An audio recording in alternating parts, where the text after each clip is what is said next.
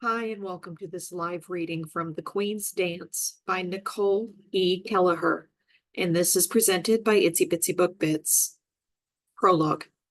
In the 31st year of the Great Peace, betwixt the realms of Aurelia and Nifolhad, Tribute Day, King's Glen, Aurelia. Claire had fought bitterly to join her family for this visit to the royal court and to attend the triennial tribute. Now that she was here, she was determined to impress the queen. Her mother stood beside her, proud and regal, despite her gown being several years old and altered to appear fashionable. Few in Aurelia would suspect that the great Chevlin house was struggling to maintain its standing in the realm.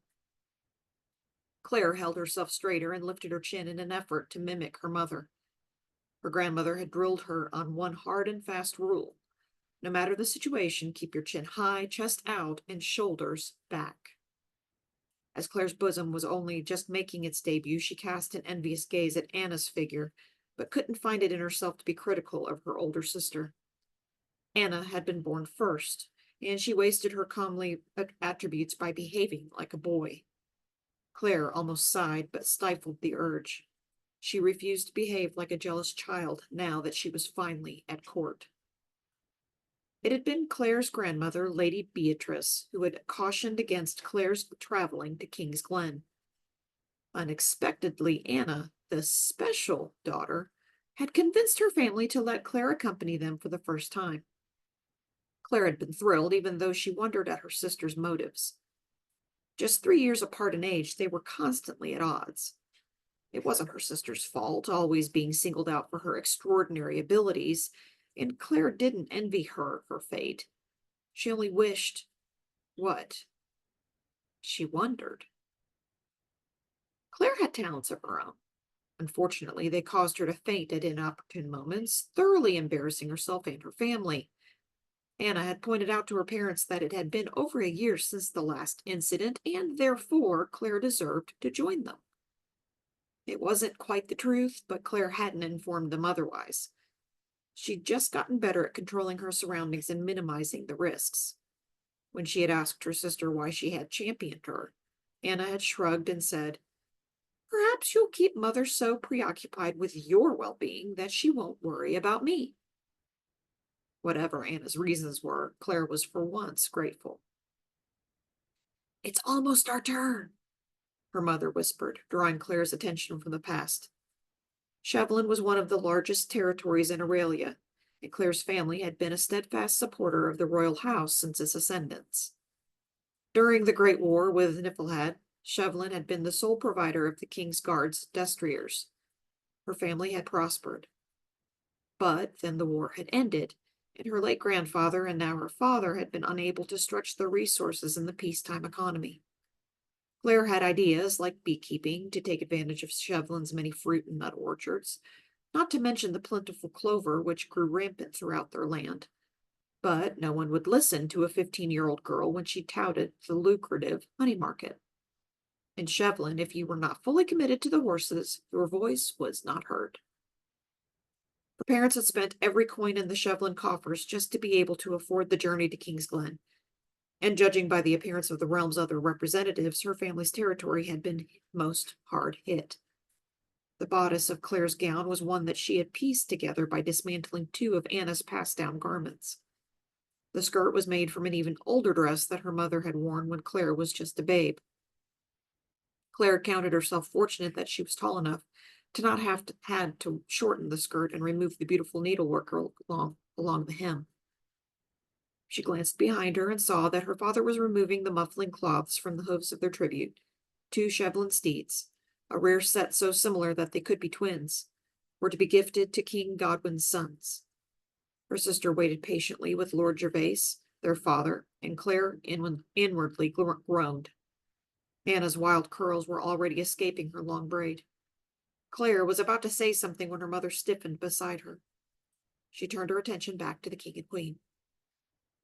The royal hall was crowded with exquisitely attired lords and ladies. The royal guards were resplendent with their gleaming swords and bristling muscles that warned one and all. A well-formed man knelt before the royal family. His hair was thick and flaxen-hued. When he stood, his muscles bunched and strained against his expensive-looking garments. Late 20s and too old for her, Claire decided. It was a shame, for he looked rich enough that she wouldn't have to worry about wearing patched-together dresses. Unlike her sister, Claire had resolved to secure a betrothal before she turned 16. The man's gifts of woolen fabrics and a great shield had surpassed all other tributes. The queen's face, however, remained polite, if not aloof. Claire was determined to learn that practiced expression. It spoke volumes. Behind her, Claire could hear her mother offer hushed congratulations to a young man who had come late to the hall. An honor to be chosen for the royal guard at such a young age. Lord Wolf must be proud. At the mention of the royal guard, Clara turned to give the man a cursory study. She did not recognize the name Lord Wolf, and she prided herself on learning all there was to know about Aurelia's noble families. The newcomer wore a bear pelt as a cape and a sword belted at his hip. He appeared to have just ridden in, not even sparing time to brush the dust from his boots. A beard shadowed his face, but unlike the other noblemen present, he did not keep it neatly trimmed, choosing instead to wear it full. He must have felt her gaze, for his head turned to regard her in kind. Claire lifted her nose, dismissing his interest by looking to the queen, just as she cleared her throat to speak to the wealthy man standing before her. "Our thanks, Lord Roger," Queen Juliana allowed. "Please express our wishes to your wife that her recovery is swift. We miss Isabel's bright smile at court." If Lord Roger meant to reply, he was cut off by the sound of iron shoes on stone ringing through the hall. Claire's father had come forward, and Lord Roger and his fabulous gifts were forgotten. All eyes widened to take in the final and most spectacular tribute of the day. King Godwin rose and verily jumped from the dais. He strode forward to greet Claire's father. They clasped arms, hands to elbows, displaying to all the respect and friendship they had for one another. It was then that Claire noticed that her sister had been given the honor of leading one of the destriers. "Two, Gervase!" King boomed in admiration. "Are they twins, these steeds?" "Not twins, sire, but brothers," her father explained. "Only a year apart, to honor your two sons, likewise separated by 12 moons. A great cheer filled the hall when the king's sons rushed forward to claim their mounts. Anna handed the lead to the younger son and, oh, grief of griefs, Claire bemoaned, bowed low instead of curtsying. The ladies at court concealed their titters and remarks behind their bejeweled fingers. But the queen had stepped forward, and the unrestrained chattering in the hall was cut short as she nodded to Anna and then to Lord Gervase. It seemed that her sister's gaffe would be forgiven. Claire couldn't bear to witness the exchange, so she scanned the vast room. Her eyes fell upon Lord Roger. He was glaring at her father and the king. When his gaze fell upon Anna, it twisted into something quite ugly. Claire felt a sudden rush welling inside her chest, that feeling that always forewarned her of one of her spells. Only this time fear gripped her so tightly she lost her breath. Her vision grayed, and she reached out her hand to grasp something, anything, to break her impending fall. An arm reached out to steady her, and she caught the scent of dust and leather and horses, felt herself being lifted by strong arms, and then her world went dark. Chapter 1. Wind. 7 years later, or 2 years after the Nifolhadian incursion and the destruction of Shevlin, Cathmara, the northernmost Aurelian territory. Lark wondered why he had never before noticed the clouds of Cathmar as he lay flat on his back, staring up at a sky so pale and thin that if he could just reach it, he could rend it open one-handed. Mere wisps the clouds were, nothing like the billowing masses drifting over the rest of the realm.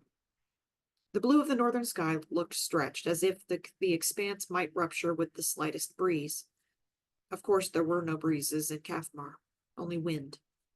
Lark took a great gulp of air, his lungs unclenching as his own breath was returned to him. He heard barking laughter above him, but turned instead to see Trian holding his own against his cousin Cordon. It had been Terwin, Trian's older brother, who'd knocked Lark flat. That was the way of the Cathmarans. Any reason to brawl was a good one. Lark loved Trian's family, and that Terwin attacked him so ruthlessly was testament to the fact that they counted Lark as one of their own. His bear of a friend was locked in combat with Corden, neither one gaining nor giving ground. Though nearly as tall as Lark himself, Trian was a mere cub compared to his barrel-chested male relatives. Corden was greater in size and strength, but Trian was faster both in body and in wit. It had been his friend's wit that had started the trouble. Lark grimaced. He had been enjoying the thick grog the Cathmarans preferred and was feeling quite at ease. He and Trian were due to depart the next day, and Terwin wanted to send them off properly, pouring round after round into their cups. Aside from being apart from his wife and daughter, the only disagreeable aspect of their journey had been Corden. The cousin was a constant needle, jabbing Trian at every opportunity with choice words and veiled insults, usually having to do with Trian's proportions. Here at Cathmar, where girth of chest was more important than height, Trian was the brunt of many a jest, delivered more oft than not by his cousin. Corden had just proclaimed that Trian was the brunt of the house, smaller even than some of the women. Trian, with his ever calm demeanor, took each sting with a serene expression. Lark knew better. To forestall the coming storm, Lark had suggested that Trian test him on his knowledge of the rugged dialect that was still spoken in the remote states of Cathmara. It had put Corden off, at least for a short time, while Lark provided translations to the words Trian threw his way. Then Trian gave Lark the word din. Simple enough, it meant tiny or small. Terwin smothered a smirk that left Lark wondering. And Korai? His friend asked. Spear or sword, if I'm not mistaken, Lark answered, unaware that next to him Corden was turning purple. And if put together, he continued blindly on, you get Corridon, or little dagger. Terwin blew out his grog. When Trian winked, Lark grasped the meaning of Corden's name, and his laughter echoed off the castle walls. Like all Cathmaran women, Corden's mother had a wicked sense of humor. Trian held up his pinky and wiggled it to renewed gales of mirth. And that was how Lark found himself staring up at the heavens. Corden had launched himself at Trian and Terwin at Lark, not because of familial honor either. No, Trian's eldest brother and heir to Cathmara attacked Lark for no other reason than that he enjoyed a good scuffle. Still on his back, Lark watched and waited. Trian had the upper hand even if Corden considered him beat. Engrossed in the struggle between his younger brother and his cousin, Terwin had stepped dangerously close to Lark's feet. If there was one thing Cathmarans respected, it was a man who could fight, even more so if the man fought dirty. And just like that, Lark swept Terwin's legs from under him. The two thuds of Terwin's and Corden's bodies hitting the ground were nearly simultaneous, and it was their turn to regain their wind. Trian, the only one standing, was triumphant. In the end, Corden had no choice but to take his cousin's hand as he held it out to him. They had just tucked in for another round of grog when Trian's sister Adara appeared. "'Tis time, brother. Mother and auntie await your presence." She raised her eyebrows at Lark when he rose to join his friend, a cool look of speculation flickering in her gaze. Lark kept his attention forward and his expression bland. When in council with the women of Cathmara, it was best to not appear too interested. Across the western sea in the city of Cantala, high seat of the steward King Diramite of Nifolhad. It had been an easy enough task to slip away from her main group now that the women from the temple were engaged with Daramit's men. Harder for Median had been reaching the domed roof of the tower. She hung from it now, in her silken rope harness, and crab walked this curved stone surface until she rested above the window she'd been seeking. Intrigue upon plot upon scheme. Was this what Nifolhad had come to? Midian waited, unafraid of the extreme height at which she was suspended. This was her third and final night in Cantala. At sunrise, she would rejoin her sisters and escort the tribute women back to the ship that would take them south to their home. Thus far, her nightly excursions had been for naught. She had learned nothing of the rumors about a bride destined for Prince Bowen, one who could put to rest once and for all any claims that Prince Ranulf to the north might put forth. Like a spider, Midian slowly edged away from the open window and carefully inverted herself so that she hung upside down. Two men had entered the council chambers, and she strained to hear their voices.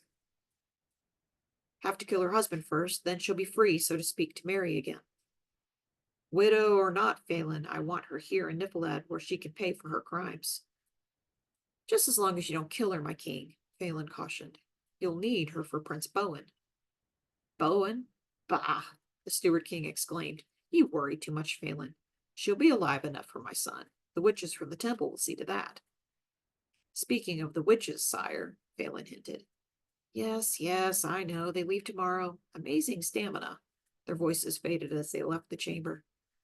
Midian righted herself, scuttled sideways, and began the slow process of lowering herself to the roof of the castle's great hall.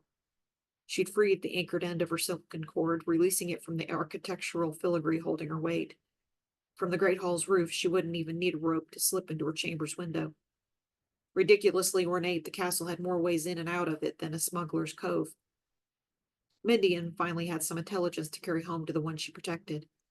Together, they would decide on the best course of action needed to thwart Daremate. If that meant rescuing an unknown Aurelian woman, so be it.